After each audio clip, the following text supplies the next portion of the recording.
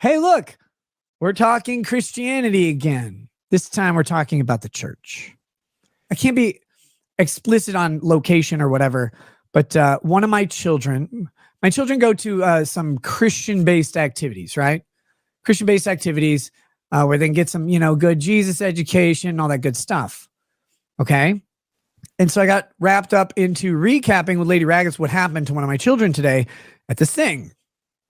And it goes to this disconnect that I have with American Christians and why I have so many troubles with church people and stuff like that. But I think it's an important thing, and it's something people should know about me. And I see the rise on the right of superficial and vain Christianity. It scares the shit out of me. It's haughty, it's egotistical, it's relentless, it's comedic, it is funny, but it really tugs at like what core Christianity is. And the politicization of Christian faith bothers me because it should stretch you out of your politics a little bit, at least in your personal life. And that's what's really confusing as to how this is manifesting in this way where it actually is super aligning with a certain political ideology from people who don't seem to believe what they're talking about either. And I know they're colleagues of mine who post frequently about their Christian faith with cool little verses and shit.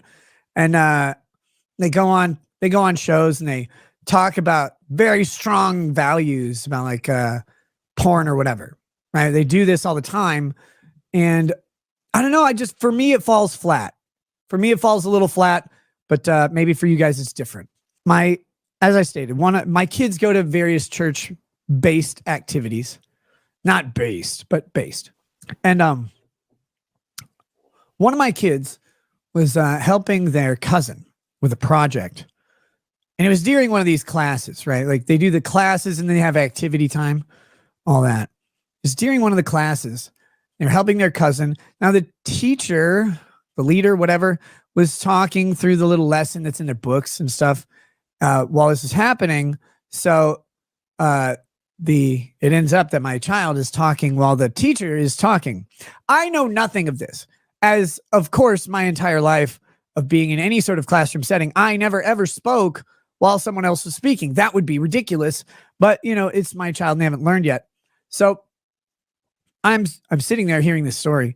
And my child says, yeah, I'm helping my cousin. And the teacher starts yelling at me. I'm like, wow, you must have been talking loud. Like, I get it. I don't really want them to yell, but I get it. And then they said that they had to stay after the class and missed part of the activity time.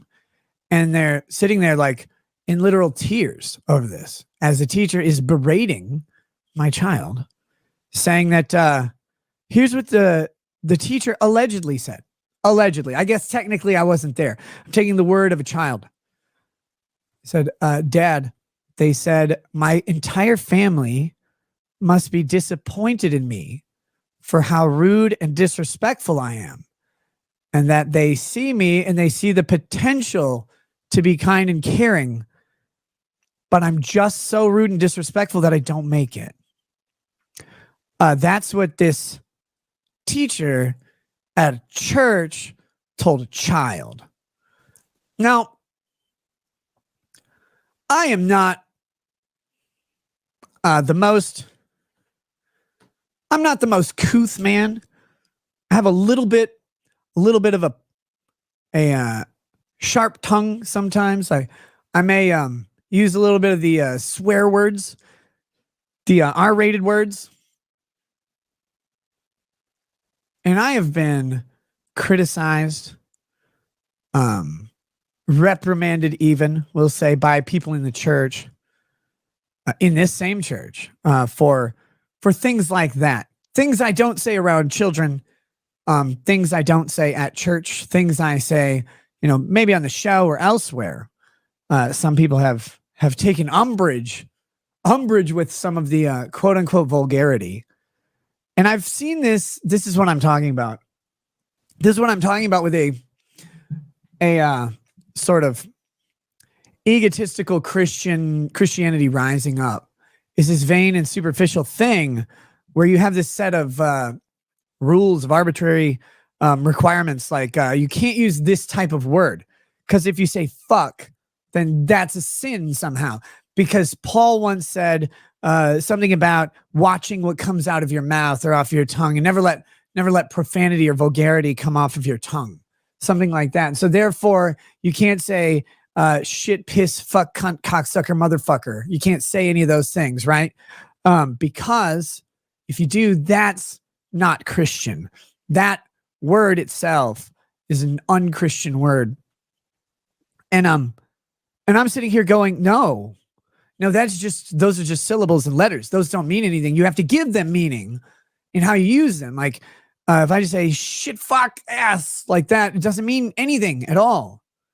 But if you say fuck you to someone and you're serious, like, well, you're either getting sex or like telling them to piss off, that's different. Like, and if you use these things in anger or, frustration or to tear people down, of course, that can be much more of a problem. To me, telling a child something like that, that's vulgarity. Like, that is profanity. That is the dialogue that is unbecoming of Christian leadership. I don't even like kids. I wouldn't say that to some kid ever. And it fucking pisses me off that, like, we're always asked, not asked. If you go to any church community, and damn near anyone, there's a list of expectations and guidelines that have nothing to do with biblical principles, nothing to do with Christianity, nothing to do with the faith-based morality, nothing to do with anything like that. They're imposed upon them because it's a list of Karens who've come up with rules that are extra, and they just throw those on there. And if you don't conform to those rules, well,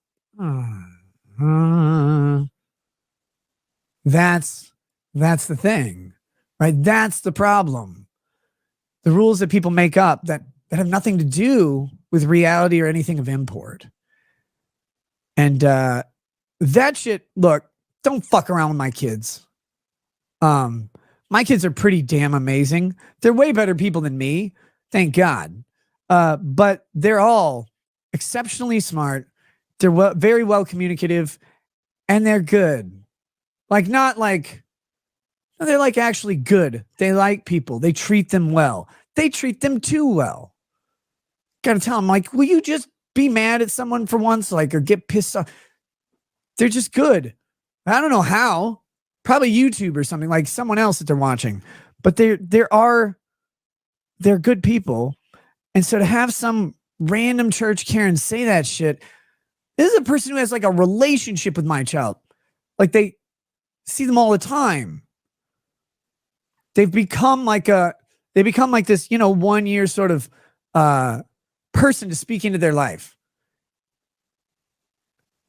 Like, you have the capacity to do damage to people when you're put into a position of trust and authority over someone. And then to do that over something as flippant as some kid, like a kid's talking over you in your like fake little classroom. Like, that's it. That's who you're going to judge this. Okay, cool. Great. Get the fuck out. Again, I don't talk about faith stuff too much.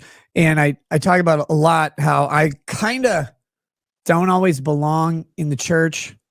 People don't agree with me on certain principles, or maybe how I